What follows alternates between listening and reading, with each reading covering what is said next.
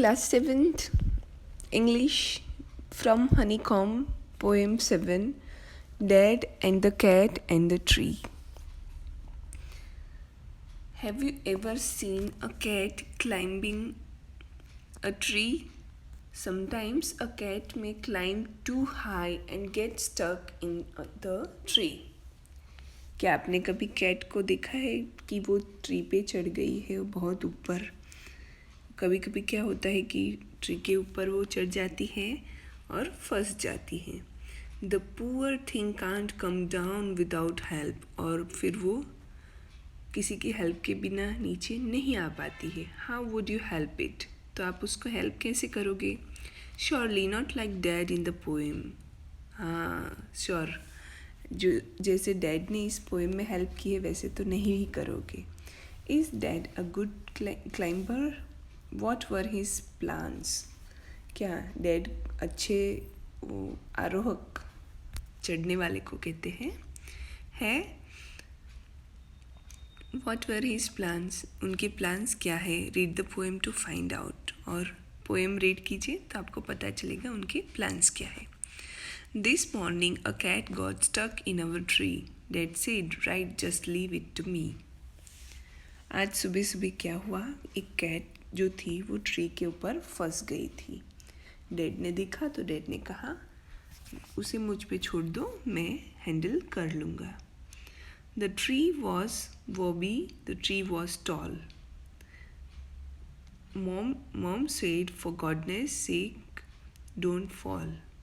Tree जो है वो वॉबली है. वॉबली यानी स्टेबल नहीं है, हिलता रहता है, और टॉल भी है. तो फिर मॉम ने कहा कि भगवान के लिए गिरना मत. Fall, scoffed dad. गिरेंगे मतलब गिरना. स्कॉफ्ड यानी एकदम मॉक लाफ, मन में हंसते हैं ना वैसे. तो पापा हंसते हैं. अ क्लाइंबर लाइक मी मतलब मेरे जैसा चढ़ने वाला. मतलब लगता है कि डैड जो है वो ट्री पे चढ़ने में बहुत माहिर लगते. Child's play this is. Child's play यानी बच्चों का खेल है ये. You wait and see. तुम सिर्फ देखो. He got out the ladder from the garden shed. It slipped. He landed in the flower bed. वो एक लेडर लेके आए और उन्होंने ट्री पे लगाई और वो ऊपर चढ़े. तो क्या हुआ? It slept. वो स्लीप हो गई और डैड जो थे वो गिर पड़े. जो फ्लावर बेड है मतलब फ्लावर्स के जो प्लांट्स है उसके ऊपर वो गिर पड़े. Never mind said dad, brushing the dirt off his hair and his face and his trousers and his shirt. चलो छोड़ो, जाने दो. नेवर माइंड मतलब उन्होंने ज़्यादा वो नहीं किया, बॉदर नहीं किया, और अपने बॉडी पे लगी, अपने शर्ट और ट्राउज़र, फेस और हेयर पे लगी जो मिट्टी थी उसको वो झाड़ने लगे.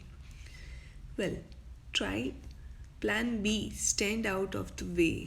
Mom says don't fall again, okay. Well, अब वो कह रहे थे डैड कि अब प्लान बी यूज़ करेंगे. तो फिर से मॉम ने कहा कि वापस से गिर मत जाना. Fall again said dad, funny joke. फिर से गिरूंगा? नहीं, वो जोक था. Then he swung himself up on a branch. It broke. और फिर वो जिस डाल पे लटके थे वही ब्रांच, वही डाल टूट गई और वो वापस गिर गए. Dad landed wallop. अब डेड फिर से गिरे थे और वॉल अप यानी फेल हैविली, बहुत ही ज़ोर से पटके थे. Back on the deck. Deck यानी जो हार्ड फ्लोर था उसके ऊपर गिरे थे. Mom said stop it, you will break your neck. Mom ने कहा अब बस भी करो, तुम अपनी गर्दन तोड़ दोगे. Rubbish said dad. Now well, try plan C. easy as winking to a climber like me. अच्छा चलो, रबिश था वो.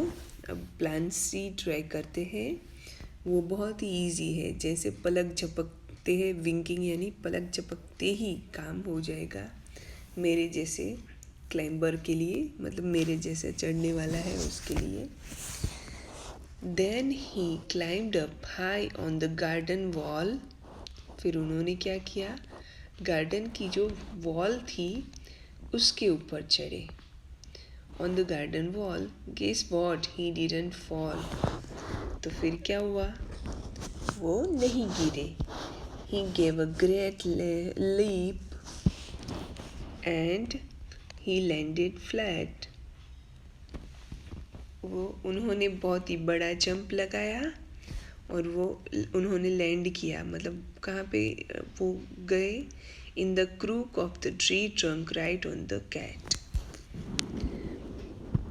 तो वो जंप करके ट्री का जो ट्रंक होता है, जो टेढ़ा मेढ़ा होता है, क्रूक यानी टेढ़ा मेढ़ा होता है, उसके ऊपर वो पहुंच गए जंप करके।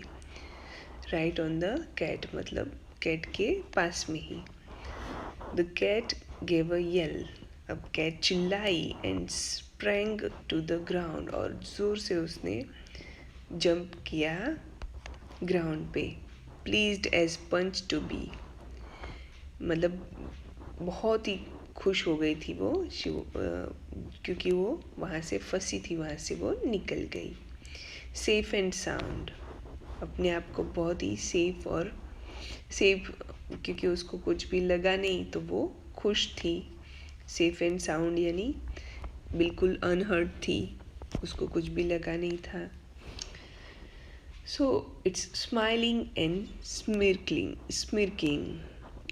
वो क्या कर रही थी, स्माइल कर रही थी, और स्मिर्किंग भी एक तरह का मुस्कुराना होता है, मुस्कुरा रही थी। Smug as can be. अब but poor old dad still stuck up the tree.